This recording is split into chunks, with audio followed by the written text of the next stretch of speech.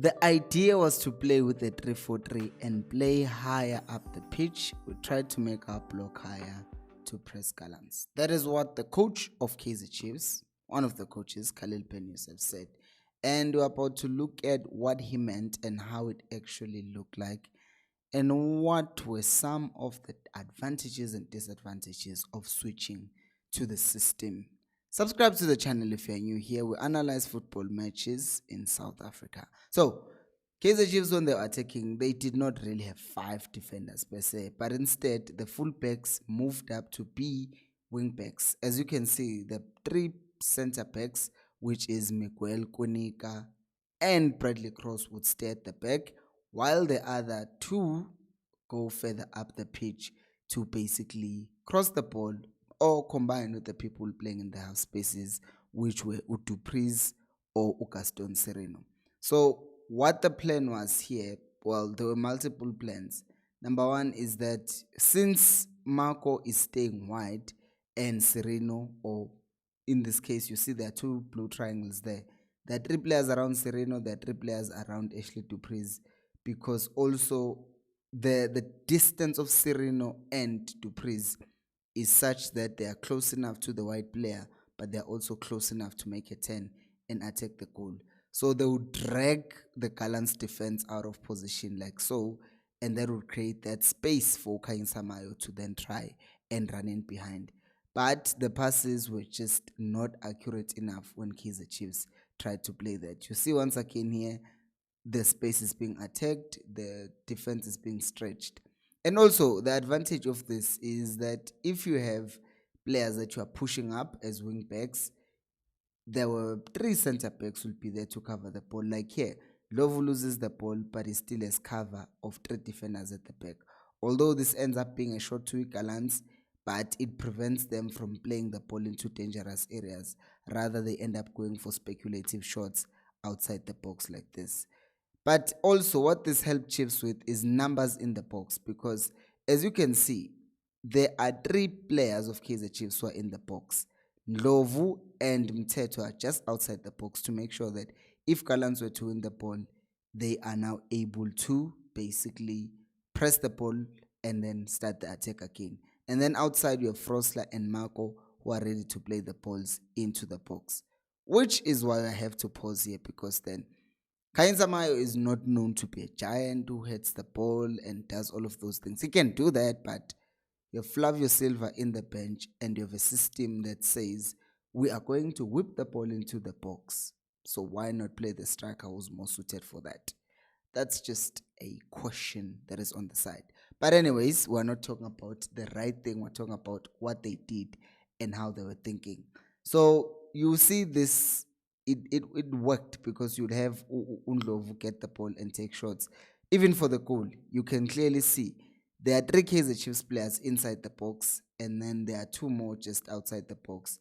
And when Kunika plays the ball into the box, now, since there are numbers for Kaizer Chiefs, Dupriz can touch the ball and Mayo can then finish.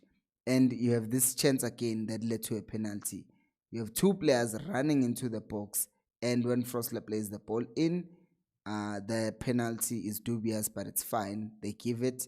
But look at how many Chiefs players are already running towards the box, with 2 already in there. I stress this because in the previous videos, I was talking about how Kaizer Chiefs were not having enough players in the box, because even the striker would have to drop to kind of help with playing the ball. But now, since you already have 2 players who don't have to invert or do anything, that's like their starting position in Sereno and Dupriz. They're inverted forward, so they're closer to the box. So when they have to run into the box, they're already right there. It's not like a winger who has to, invert, or it's a full back who has to move from left back and play as a floating 10. So the system, they were trying something new, and it actually has some advantages. It's just that they need to fix certain things, because here it is again winning them a penalty after it had also gotten them a goal. Here Cele comes on and it really doesn't do much, if we're being honest, because the system is still the same. 5 players up front, 2 behind them, and the 3 center backs. Mayo and Gaston Sereno go off, And Chiefs fans complain, why did Mayo go off? Because this was his first match. And if you look at the time I was taken off, it's around the 50th minute, if I'm not mistaken. The 58th, yes. They were giving him an hour. So to think that a player who hasn't played should then just be given the whole match to play is probably short-sighted. Yes, you want to win the game, but remember at this point, Chiefs were leading the game, and Chiefs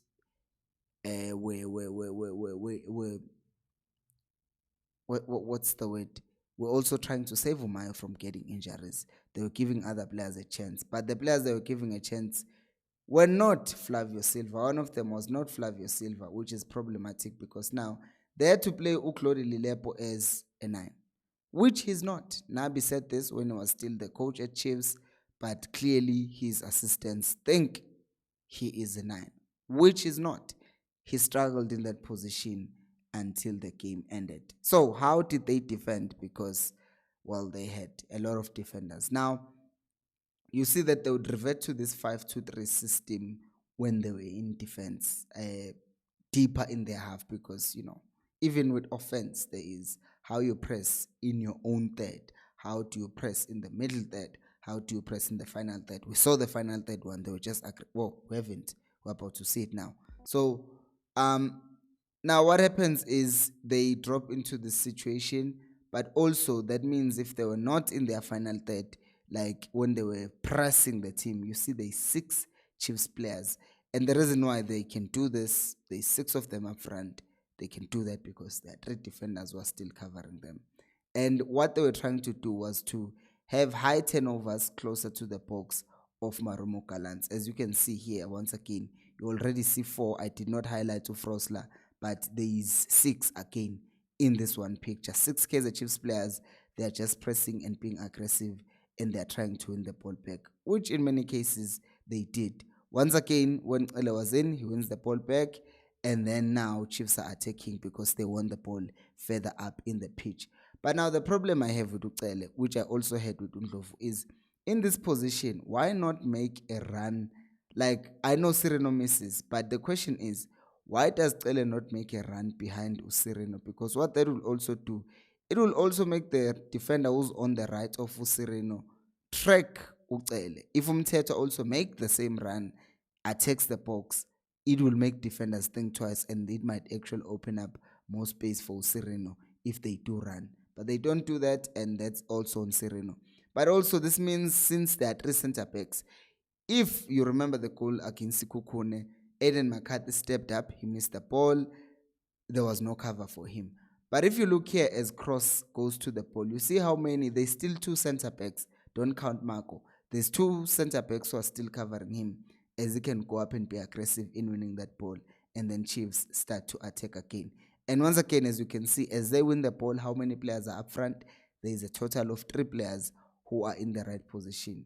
This also meant having a back 3, Umthetho can continue pressing up front and winning the balls closer to their goal so that Chiefs can then launch attacks. But this is where it all went down, because Frosler was targeted again. Because you see, they get the ball, and then what are they trying to do? They're trying to hit that space because they know that Frosler is not good in defending. Even here, one thing that we said when he was left on the dust by Munari is that Frosler always stays behind everyone. You see that the other players here are holding a line, same line, but Frosler is deeper than all of them. As a result, if the ball is played long towards his side, he's staying with that winger, and now he has to run, and is not that good in running. And for the goal, you see again the ball is played to the side of Frosler. Basics that under 10s know. He's right-footed, show him down the line. Rather come in to your left-hand side and show him down the line. He doesn't do that. Secondary thing is maybe Mthetho or Kunika should have helped him. But Kunika can be the one who definitely helps, but there's a defender running in front, striker running in front of him, taking him away. And then if you look at Umthetho at this moment, he's actually checking his shoulder because he's checking if this guy is going to pass the ball back. And as you can see, no one is marking anyone outside the box. So Umthetho is also thinking about that. And this is professional football. Those moments, Frosler being left in the dust, end up being goals like this. So, Chiefs lost. The system has its advantages, but it also has its own disadvantages. They have to tweak it. I've said it before, more defenders do not necessarily more defending. It could sometimes mean we're trying to attack. So we will see whether they will play Solomons on the right, because it's clear every team that plays Chiefs will target to Frosler. But what did you guys think? Do let me know down on the comment section below.